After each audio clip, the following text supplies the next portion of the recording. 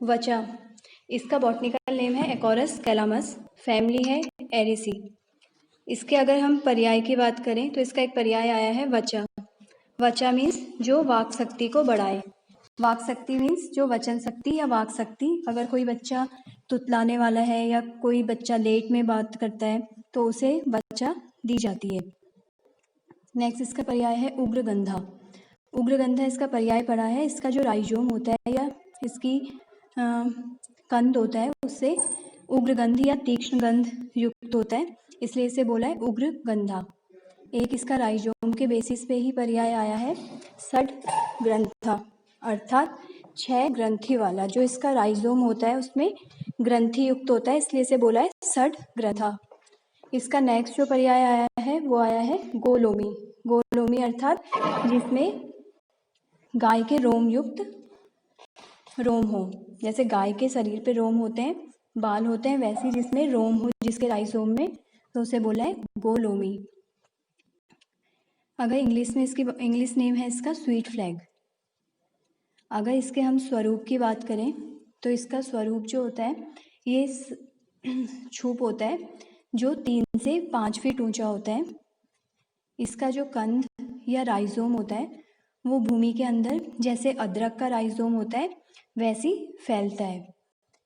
और उसका जो साइज़ बताया है वो बोला है कि वो उसकी थिकनेस होती है मिडिल फिंगर के बराबर, और इसमें 5 से 6 पर्व होते हैं या नोट्स होते हैं। ये जो इसका कंद होता है ये रिंकल्ड होता है और इसमें रोम होते हैं काफ़ी सारे, और इससे एक अच्छी सी स्मेल आती है। ये इसका स्पेसिफिक फीचर है, इसका आइडेंटिकल फीचर। इसमें स्मेल आएगी और इसका रिंकल्ड होगा इसका राइजोम, और 5 से 6 पर्व वाला या नोड्स होंगे, और जो थिकनेस इसकी बताई है वो मिडिल फिंगर के बराबर बताई है। अगर इसके हम जाति की बात करें तो भाव प्रकाश ने इसकी वचा के प्रसंग में उसने 4 द्रव्यों का वर्णन किया है। एक इसने बोला वचा या घोड़वच, नेक्स्ट वो बताया पार्श्विक वचा या बालवच, थर्ड इन्होंने बताया महाभरी वचा, और फोर्थ दीपांतर वचा। जो पहली वचा है वचा या घोड़वच, ये है एकोरस कैलामस। अगर हम पार्श्विक वचा या बाल वचा की बात करें तो इसे ये मेनली जो होती है ईरान में और कश्मीर में मिलती है, और जो मोमडन्स होते हैं ये इसे अपनी कब्र पे लगाते हैं इसके फूल को या वचा को। इसे इसलिए बोलते हैं मजार पोस्ट मीन्स कब्र का फूल, या मजार मुंड या कब्र का मूल भी इसे बोलते हैं।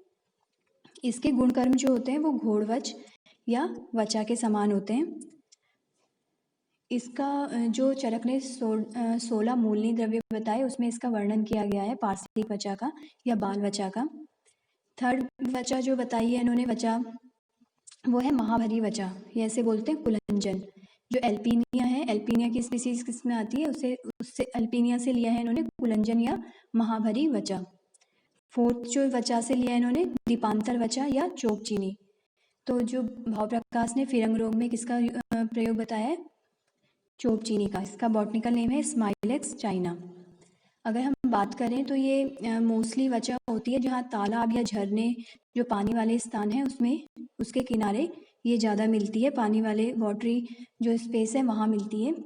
इसकी अगर रासायनिक संगठन का बात करें तो इसमें एकोरिन या यूजेनॉल और कैफीन ये क्या पाए जाते हैं, एल्कलॉइड मिलते हैं। इसके गुण को अगर हम देखें तो इसका रस बताया कटु तिक्त, इसका विपाक कटु होता है और लघु तीक्ष्ण गुण युक्त होती है, और वीर्य भी इसका उष्ण वीर्य होता है। इसका प्रभाव बताया गया है मेध्य प्रभाव। अगर इसके अब हम गुणकर्म की बात करें तो इसका ये कफ वातिक विकारों में मेनली यूज़ होता है। इसके अलावा इसका यूज़ जो बताया है वो संधिवात में, आमवात में, पक्षाघात में इसका जो राइजोम होता है उसके लेप करने को बताया गया है, और कर्णनाद में और कर्णशूल में इसके स्वरस को कानों में डालने का विधान है। इसके अलावा ये मानस दोष जैसे उन्माद, अपस्मार, इन मानस रोग में भी इसका प्रयोग किया जाता है। इससे मेनली धारण शक्ति का वर्धन होता है, धारण शक्ति या रिटेंशनल पावर जो हमारी होती है उसका विकास होता है, क्योंकि ये इसका प्रभाव बताया गया है मेध्य। तो मेध्य प्रभाव होने से ये मानस दोष हर भी बताई गई है। इसके अलावा वातहर होती है, ये आक्षेप समन वेदना स्थापन होने से इसे पक्षाघात में अपतंत्रक और जो भी वात विकार हैं वहाँ यूज़ करते हैं। इसके अलावा वात श्लेष्मिक कास है, प्रतिशाय है, कंठ सोथ है, स्वर भेद में इसके टुकड़े को मुंह में रखने को बोलते हैं और उसको धीरे धीरे चूसते रहते हैं। तो इससे जितने भी गले के रोग हैं, स्वर भेद है, वो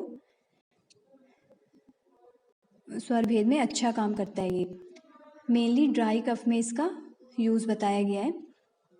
इसके अलावा जो बच्चे जन्म के बाद जल्दी बोलना स्टार्ट नहीं करते हैं या हकलाते हैं, तो उनमें वाक शक्ति बढ़ाने हेतु भी इसका प्रयोग बताया गया है।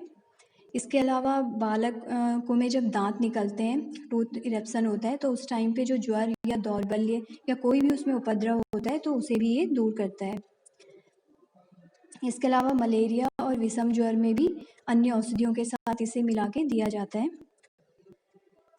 इसके अलावा जैसे सर्दी में गले की सूजन इन्फ्लेमेशन है, खांसी में या बच्चों में एयरवे में इन्फ्लेमेशन है, तो वहाँ इसके क्वाथ का प्रयोग बताया गया है। इसका प्रयोज्य होता है इसका मूल या भौमिक कांड, इसका राइजोम, और इसके विशिष्ट योग हैं सारस्वत चूर्ण और मेध्य रसायन।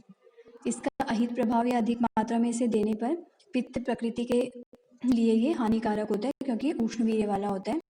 इसके निवारण के लिए बताया गया है कि सौंफ और नींबू का शरबत देना चाहिए। अगर अधिक मात्रा में हम इसे देते हैं तो इसका वामा प्रभाव भी दिखाई देता है।